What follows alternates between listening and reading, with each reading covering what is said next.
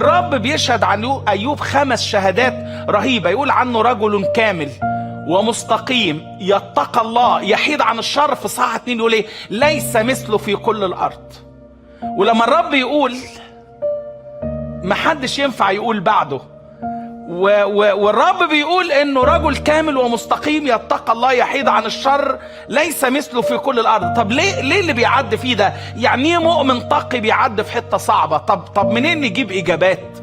منين تجاوب على ناس هنا عندها امور صعبه بتكتاس فيها؟ حتى اصحاب ايوب لما جم يجاوبوه ال3 راحوا يزوروه. وحضراتكم عارفين ان ايوب اول حاجه ضاعت ممتلكاته كلها، وهو كان مصنف من الأوائل في الغنى، رقم 1 في المشرق. يعني لما عملوا ترتيب الثروات طلع هو رقم 1، كله ضاع. وبعدين كانت التجربة التانية تقيلة بجد. يعني 10 أولاده راحوا مرة واحدة.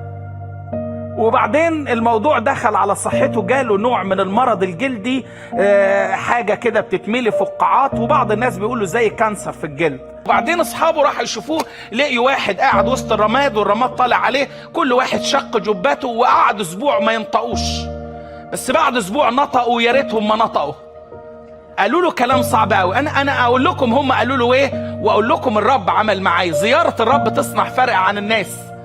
ايه ايوب اخبارك ايه؟ قال لا مش شايفه. قال له حتى لو انت مش شايفه الدعوة قدامه فاصبر له. عارفين اليه بيقول له ايه؟ طلبك على مكتب سيدك وهو مش هيسيبك، بس انت عليك انك تصبر له. ونفسي اقول لكم من على منبر الرب، لا اصحاب ايوب عرفوا يخرجوه من حالته، ولا حتى أليه الطيب عرف يخرجه من حالته. فالرب لقي في وسط الألم عمل لأيوب زيارة خاصة جدا. الرب طرح على أيوب حوالي 70 سؤال، ما جاوبش أيوب على ولا سؤال فيهم. بعد الزيارة في العدد الأول يقول فأجاب أيوب الرب فقال قد علمت أنك تستطيع كل شيء ولا يعثر عليك أمر.